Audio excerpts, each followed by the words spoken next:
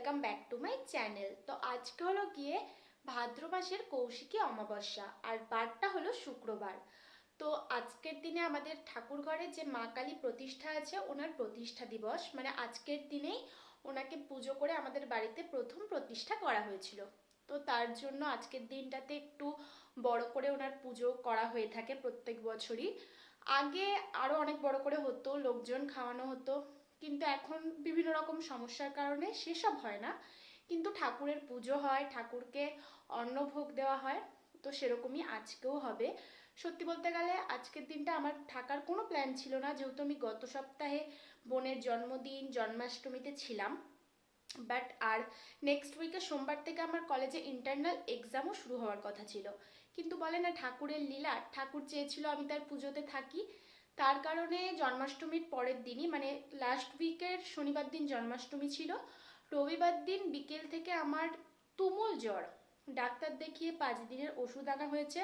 তো এই 5 দিন তো আমি উঠতেই পারিনি অ্যান্টিবায়োটিকের মানে খাওয়ার কারণে, বিছানা ছেড়ে, আর জ্বরের কারণে। তো যাই হোক, আজকে আমার এই দুপুরবেলা খেলে ওষুধের কোর্সটা পূরণ হবে। তার জন্য আর মানে ভাগ্যবশত আমার যে পরীক্ষার ডেটটা ছিল সোমবার দিন ইন্টারনালের, ওটাও এক্সচেঞ্জ হয়ে পরে মানে পিছিয়ে দেওয়া হয়েছে ডেটটা। মানে কিভাবে জানি না, ঠাকুরের লীলা। তো আমি রয়ে গেছি ফাইনালি। আজকে পুজো, ভেবেছিলাম উপোস থাকবো, কিন্তু ঘরের সবাই বলল যে না, এই সবে জ্বর থেকে উঠেছিস, 1-2 দিন হয়েছে, উপাস করার কোনো দরকার নেই, কারণ পুজো হবে সেই রাত্রেবেলা 9টা-10টায় শুরু হবে। তারপর ঠাকুরকে অন্নভোগ দেওয়া, সব কিছু মানে পুজো শেষ হতে হতে একদম মানে হয়তো আজকে রাত শেষ হয়ে যাবে। তাই সবার কথা শুনে ভাবলাম যে ঠিক আছে থাক, আবার কালকেই আমি ফেরতও যাব, মেস কলেজ করতে হবে, তো থাক, নিরামিষ খাবো। এমনি পুজোয় হেল্প করব ড্রেস চেঞ্জ করে দিয়ে। আর রান্না তো বামুনকে দিয়ে করানো হবে, কারণ ঠাকুরের ভোগ তো আর আমরা রান্না করতে পারবো না, হেল্প করতে পারবো। তো তারপর এমনি আমার উপরে অতটা আজকে প্রেশার নেই সত্যি বলতে গেলে, কারণ আমার শরীর খারাপ ছিল। সব মানে পিসিমণি টনি আসবে, সবাই মিলে করবে। বাট তারই মধ্যে আমি যা করব বা যা হবে আমি তোমাদেরকে দেখাবো, তোমাদের সাথে শেয়ার করব। তো এটাই। স্নান করে নিয়েছি, এখন থেকে ব্লগটা স্টার্ট করলাম।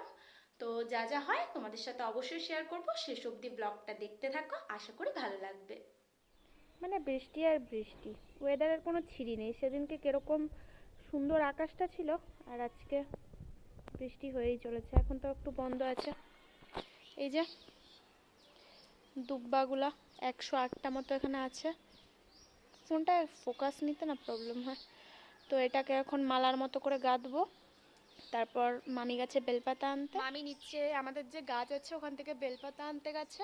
তো বেলপাতা নিয়ে এলে এইটাকে মালা করে নেবো 108টা দিয়ে, আর বেলপাতারও 108টা বেলপাতা দিয়ে মালা বানিয়ে নেব।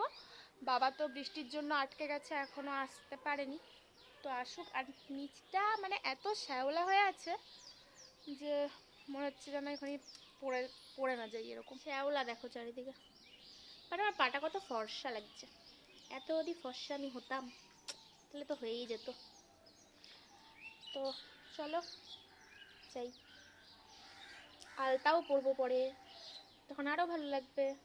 বাসনপত্র ছত্র সব ধোয়া হয়ে গেছে, ফল, ঠাকুরের ফুল, তারপরে এখানে কয়েকটা ফুল টুল হয়ে গেছে তোলা।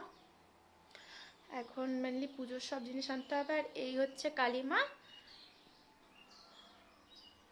দেখতেই পাচ্ছ। ওনার উপলক্ষে আজকে সব পুজো টুজো হবে, ঘট পাল্টানো হবে, যেটা বছরে একবারই হয়ে থাকে। দাঁড়াও সামনে থেকে দেখাই। জয় মা কালী।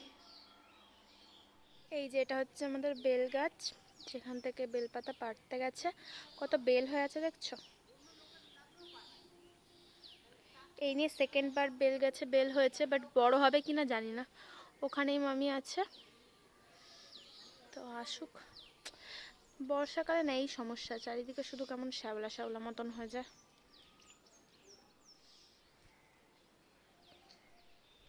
এই যে আমাদের মামি এত কিছু তুলে নিয়ে চলে এসছে, আম পাতা, বেলপাতা, এগুলোকে আমরা সুন্দর করে মালা গাঁথতে হবে। বাইরে বৃষ্টি হয়েই চলেছে। আর এই যে এখানে আমরা সব ঠাকুরঘর তো মোছাই আছে, এখানে বেলপাতাগুলো বাঁধছি। আর এই যে 108টা দুব্বার মালা গাঁথা হয়েছে আমাদের। এবারে বেলপাতাটা গাঁথবো। বেলপাতা কম পড়েছে তাই আবার গাছ থেকে তুলতে গেছে। আর এখানে 108টা মালাটা যেটা আছে জবা ফুলের, ওটা কিনে নিয়ে এসছে। পদ্ম ফুলও কিনে নিয়ে এসছে। তারপর ওখানে ওই যে আম পাতা আছে, ওটারও করতে হবে। আর ওয়েদার একই রকম আছে। এখানে মেনলি আমি বসে বসে 108টা বেলপাতা গুনে রাখছিলাম, কারণ ওটার মালা গাঁথছিল পাশে বসে মামি।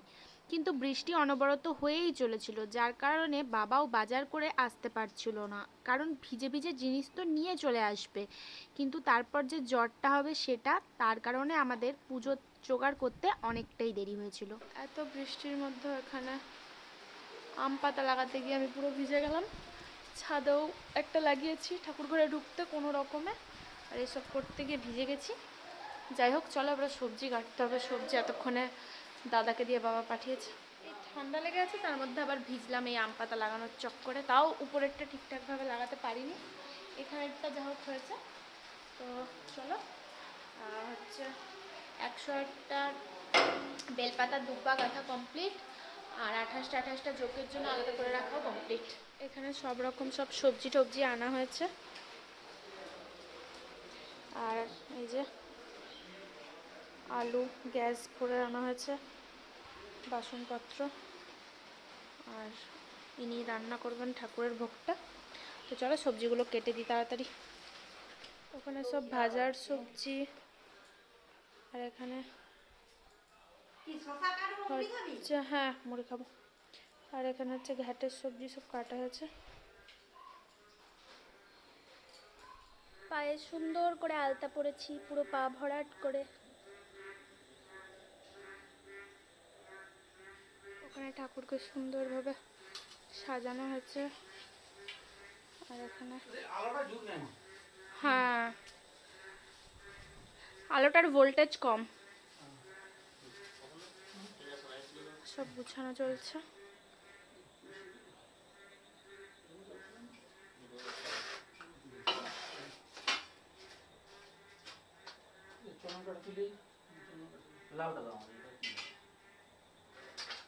এখানে ঠাকুরের ভোগ রান্না কমপ্লিট প্রায়। সো ফাইনালি আমি এখানে একটা প্লেন জাস্ট নর্মাল সুতি মানে ছাপা শাড়ি পরেছি, কারণ পরে থাকতে পারবো সারা রাত। কেমন লাগছে অবশ্যই জানিও। না না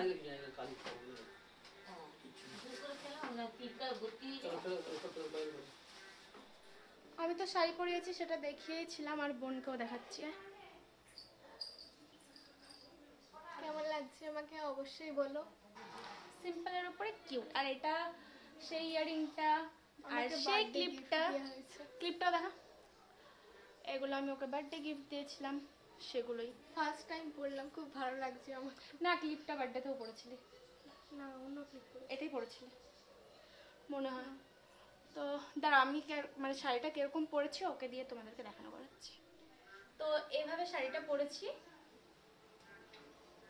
চুল তো আমি খোপা করে নেবো, কারণ চুল খুলে রাখা যাবে না, রাত্রেবেলা অমাবস্যা পুজো বলে কথা।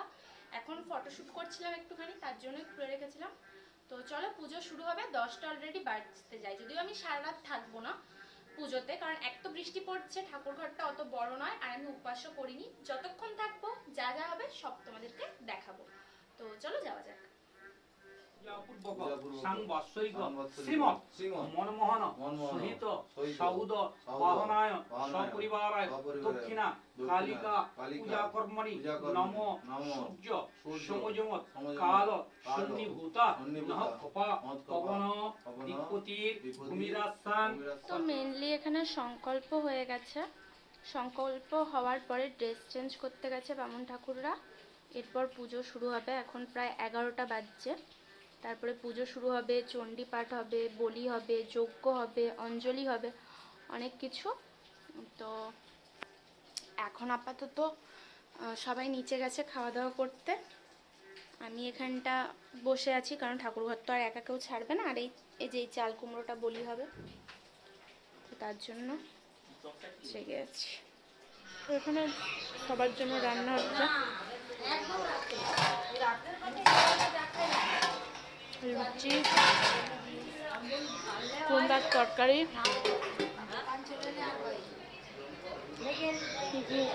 ঘুগনি আছে এখানে, 2 রকম মিষ্টি, মানে যারা এমনি আসছে তাদের জন্য। এই যে নন্দিনী নমঃ সুপ্রভাত মায়াওয় নমঃ নমঃ কল্পবৃক্ষায় নমঃ মুনিবিদায় নমঃ রত্ন সিংহাসনায় নমঃ পুষ্পে নমঃ সন্তপ্তয়ে নমঃ পুরাং রজসি নমঃ তমসি নমঃ পরাত্মনে জ্ঞানাত্মনে নমঃ সপরিবারায় নমঃ ওম কালিকায় ধীমহি তন্নো ঘরে প্রচোদয়াৎ নমঃ ওম সূর্যমণ্ডলায় দ্বাদশকলাতন্ত্রী নমঃ ওম সমমণ্ডলায় ষোড়শকলাতন্ত্রী নমঃ ওম মণ্ডলায় ওম রত্নাদিকম্ধায় সংকরাদি সেত্রান্তি লোকিমাদধারং বিঘ্নবাণং প্রসাসুক্তি বাহুনাং সঞ্চতুর্ভুজে বিঘ্নানাং পুরুপায় প্রণামানি সমতনে প্রভু ঘণ্টাবাণি পুরুষমহানিনানি ভীষুরং নির্গুণাঢং নির্জজগণস্তাৎ ধর্মতারে ধ্রুবং চ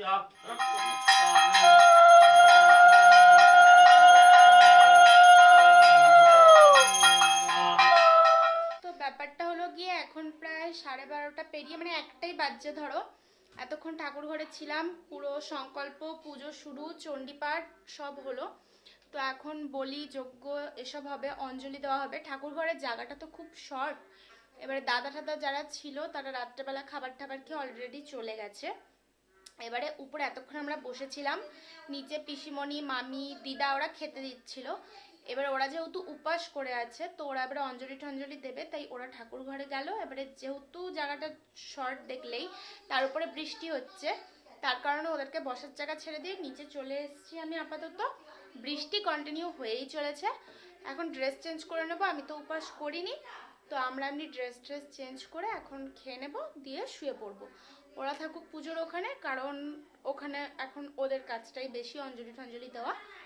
তো কাল আবার সকালে দেখা হচ্ছে, আর তখন আমি মানে ঠাকুর ঘরটা আরেকবার ভালোভাবে তোমাদেরকে দেখাবো পুজো শেষ হওয়ার পর। তো কাল সকালে দেখা হচ্ছে।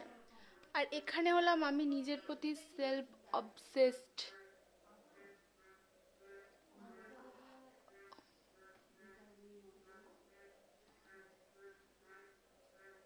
কাল রাতে তো ঘুমিয়ে গেছিলাম, তাই এখন সকালবেলা একটুখানি ঠাকুরের প্রসাদ খাবো, আর আজকে মেস চলে যাব, তাই এখন এইটুকুই খাই, দিয়ে রেডি হতে হবে।